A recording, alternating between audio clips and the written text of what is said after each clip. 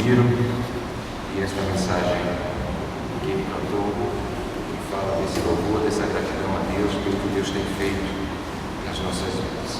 Peço aos irmãos que abram suas Bíblias em Gálatas, capítulo 5, versos 22 e 23.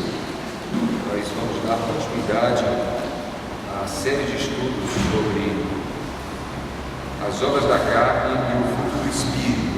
Hoje é a 16ª semana que nós estamos trabalhando esse tema.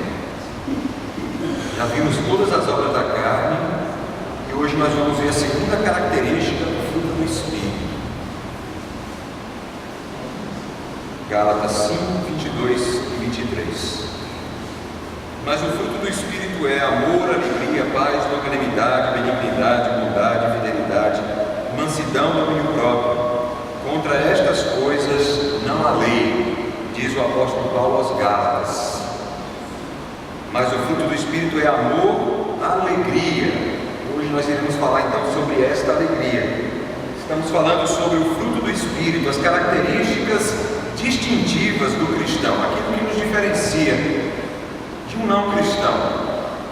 E todos estes frutos, potencializados pela presença do Espírito Santo em nossas vidas, são evidência do nosso pertencimento ao Senhor, do nosso novo nascimento, da presença do Espírito Santo em nossas vidas.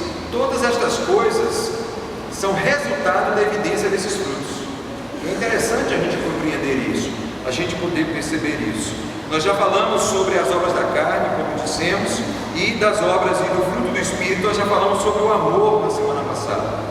O amor que é a maior das virtudes, o maior dos dons cristãos, especialmente o amor ágape, que é o amor imerecido, o amor que existe a despeito das circunstâncias. Então é o amor de Deus que está nos nossos corações, é o amor com o qual Deus nos ama e que Ele derramou em nossos corações para que nós amemos o nosso próximo. Hoje nós iremos falar então sobre alegria, ou alegria de viver. A expressão que nós temos aqui no texto grego é a expressão cara ou chara, C-H-A-R-A, que quer dizer alegria. Essa expressão aparece no Novo Testamento mais 60 vezes.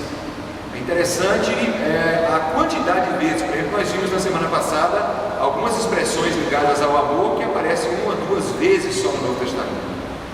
Mas essa expressão, ela aparece 60 vezes no Novo Testamento para mostrar o quanto a alegria é importante na vida cristã, como resultado da transformação de Deus que Deus operou e tem operado nas nossas vidas, como resultado da ação do Espírito de Deus em nossas vidas.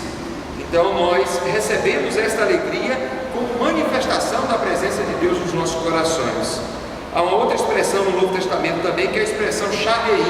Enquanto chara é um substantivo, alegria, charei é o verbo alegrar-se. E alegrar-se aparece 72 vezes no Novo Testamento, 12 vezes a mais do que o substantivo alegria. Bem, o que é alegria neste conceito, ou neste contexto? Alegria é o contentamento que existe a despeito de toda e qualquer circunstância. E a pessoa está contente e feliz.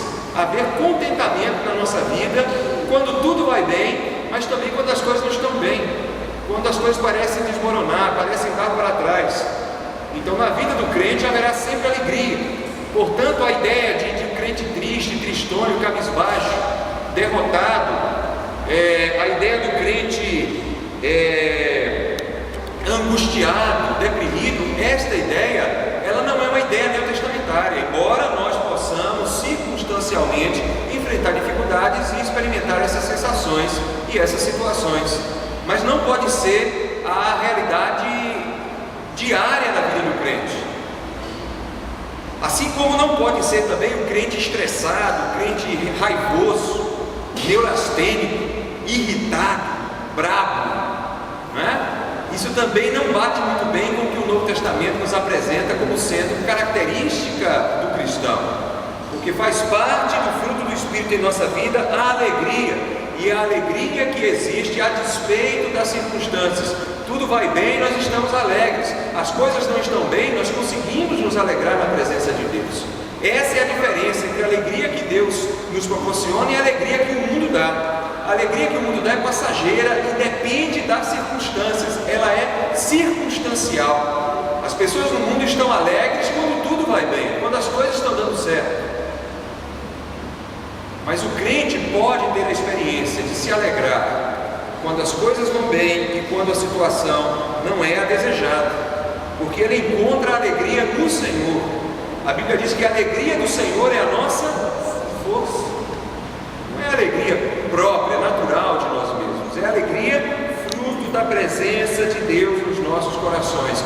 E nós vamos ver, encerrando o estudo daqui a pouco, que Deus é um Deus que se alegra. Nós vamos ver passagens referentes a Deus onde Deus se alegra. E esse Deus que se alegra, Ele presente nos nossos corações, Ele faz também com que nós nos alegremos.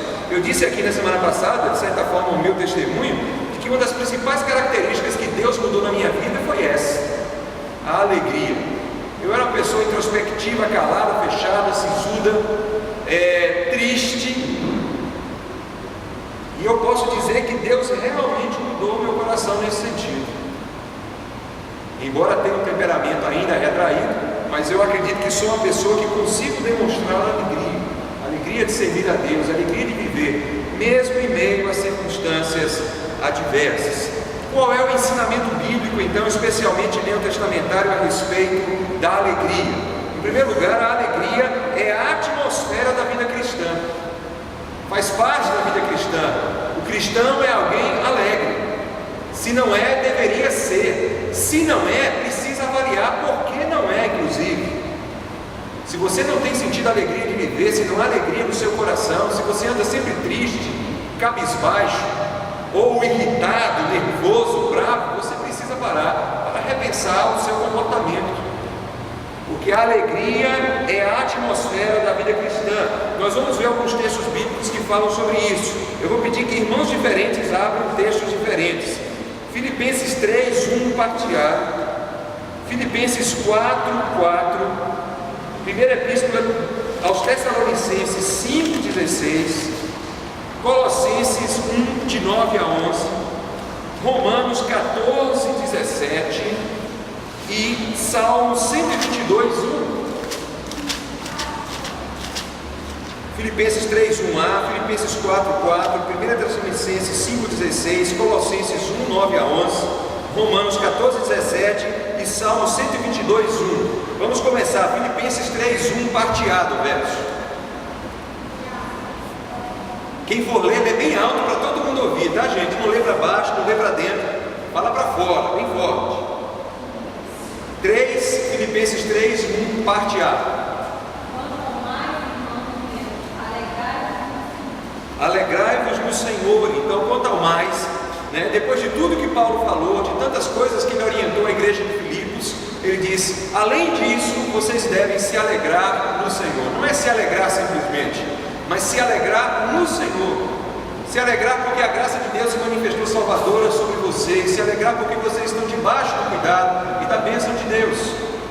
Se alegrar porque dia após dia Deus cuida de vocês. A alegria no Senhor é o que Paulo está orientando aos filipenses a desenvolver. Alegrai-vos no Senhor. Filipenses 4:4. Regozijai-vos sempre no Senhor. Outra vez digo, regozijai-vos. Regozijar-se, alegrar-se também. Então, alegrai-vos sempre no Senhor. Então, a expressão sempre não é às vezes, não é em determinadas circunstâncias. A alegria precisa estar no nosso coração sempre. E isso é uma questão de nós nos disciplinarmos, de nós buscarmos esta alegria sempre, buscarmos motivos para nos alegrarmos. Aconteceu uma perda, aconteceu um problema, uma dificuldade, é não se deitar sobre aquilo, não se prostrar pela perda, pela dificuldade da vida, mas é descobrir motivos pelos quais nós podemos nos alegrar. E como eu tenho certeza que se nós pararmos e fizermos isso, nós vamos encontrar vários motivos para nos alegrarmos. 1 Tessalonicenses 5:16. Regozijai-vos sempre.